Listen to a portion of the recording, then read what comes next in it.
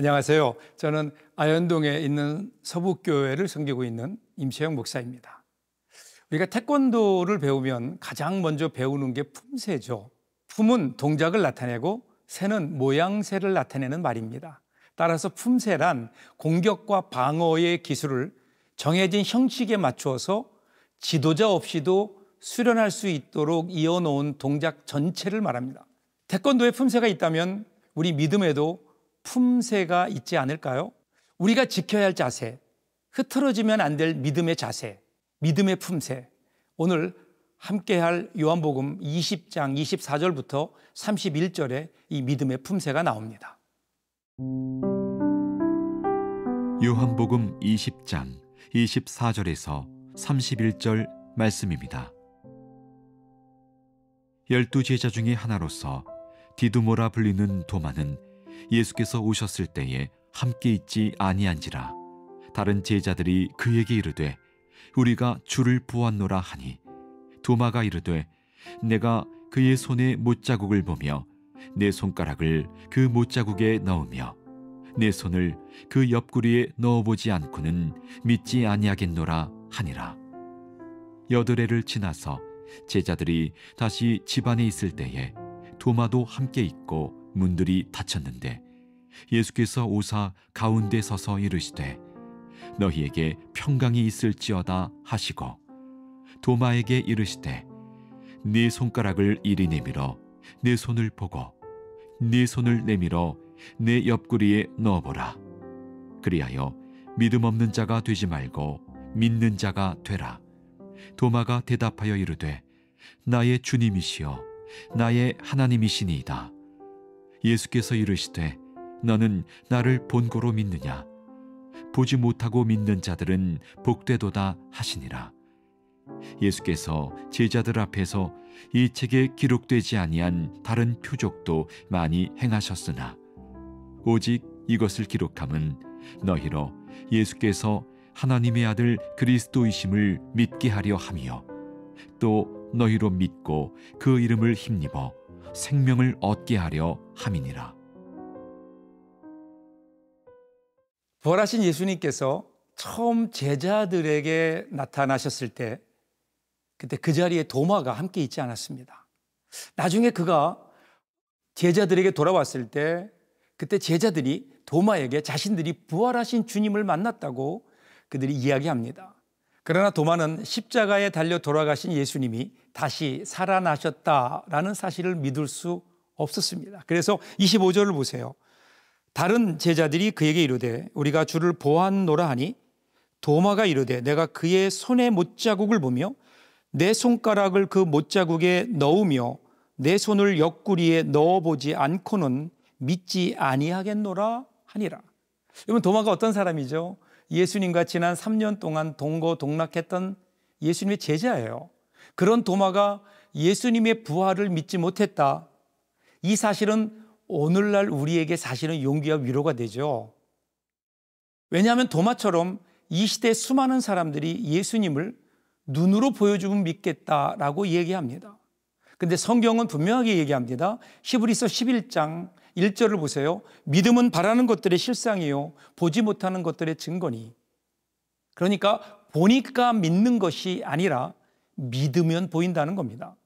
믿음을 가진 사람은 이 세상이 하나님의 말씀으로 창조되었다는 그 사실이 보입니다.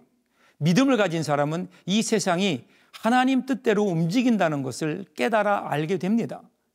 말씀대로 믿음은 보지 못하는 것들의 증거가 되는 거죠. 우리가 예수 그리스도를 믿기 시작할 때 온 우주가 새롭게 보이기 시작합니다. 자, 그리고 이제 도마가 제자들에게 예수님을 눈으로 보지 못하면 부활을 믿지 못하겠다고 말한 지 8일이 지났습니다. 제자들과 도마가 함께 집안에 있을 때 부활하신 예수님께서 그들 가운데 오십니다. 그때 예수님은 도마의 말을 그대로 인용하시면서 이렇게 말씀하세요. 27절을 보세요.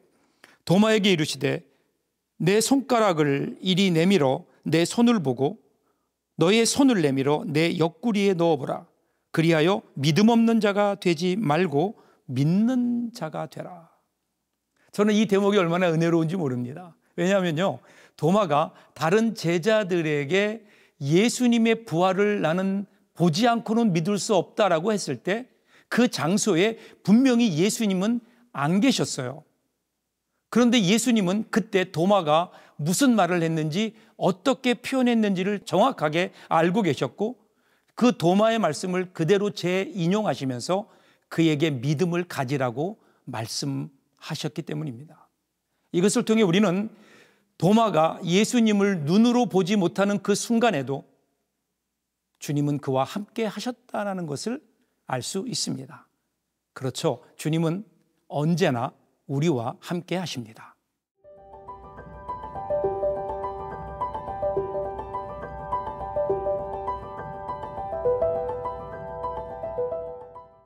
부활하신 예수님께서 갑자기 눈앞에 나타나니까 도마가 깜짝 놀랐을 겁니다. 그리고 동시에 예수님의 부활하심을 믿지 못한 자기 자신이 너무나 부끄러웠죠. 그래서 28절에서 이렇게 고백해요. 도마가 대답하여 이르되 나의 주님이시요 나의 하나님이시니이다.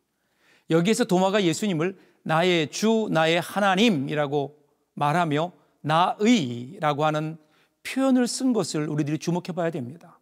이전에 도마는 어쩌면 예수님이 누구이신지를 그의 머리로만 지식적으로만 알고 있었을 겁니다. 그런데 이제 도마는 진정으로 예수가 누구인지를 체험적으로 깨닫게 된 겁니다. 그래서 그는 나의 하나님 그렇게 고백하죠. 이때 예수님께서 도마에게 이렇게 말씀하세요. 29절을 보십시오. 예수께서 이르시되 너는 나를 본고로 믿느냐? 보지 못하고 믿는 자들은 복되도다 하시니라.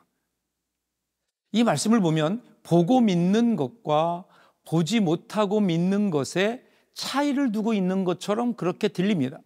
즉 보고 믿는 것보다 보지 못하고 믿는 것이 더 수준이 높다라는 뜻으로 우리가 이해할 수 있다는 거예요. 그런데 여러분, 그렇게 되면 결국 또다시 내가 체험을 했는가 하지 않았는가, 내가 보고 믿었는가 보고 믿지 않았는가로 믿음을 구별하는 것이 되어버립니다.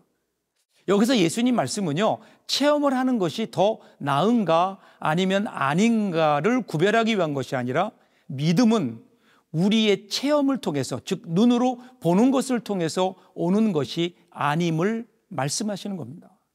마지막으로 30절, 31절 보세요. 예수께서 제자들 앞에서 이 책에 기록되지 아니한 다른 표적도 많이 행하셨으나 오직 이것을 기록함은 너희로 예수께서 하나님의 아들 그리스도이심을 믿게 하려 하며 또 너희로 믿고 그 이름을 힘입어 생명을 얻게 하려 함이니라. 그러니까 예수님은 성경에 기록된 기적만 행하신 것이 아니에요. 그 가운데 가장 대표적인 것만 기록한 거죠. 그런데 그렇게 한 이유는 뭐냐면요, 이러한 표적의 의미가 예수님이 누구인가를 보여주는 데 있다는 겁니다. 결국 표적은 예수님이 하나님의 아들이신 그리스도라는 것을 믿게 하시는 통로입니다. 그래서 이제는 믿음을 내가 결정하는 것이 아니라 믿음으로 믿으며 살아가는 겁니다. 성경은 믿음으로 살라고 말씀하죠. 노아는 홍수가 임하는 것이 보이지 않았지만 믿음으로 방주를 만들었습니다. 모세는 믿음으로 홍해를 건넜으며 여호수아는 믿음으로 여리고성을 무너뜨렸습니다. 눈이 아니라 믿음으로 보며, 귀가 아니라 믿음으로 듣고, 혀가 아니라 믿음으로 말해야 됩니다. 이 믿음으로 살아가는 여러분들 되시기를 주님의 이름으로 축복합니다.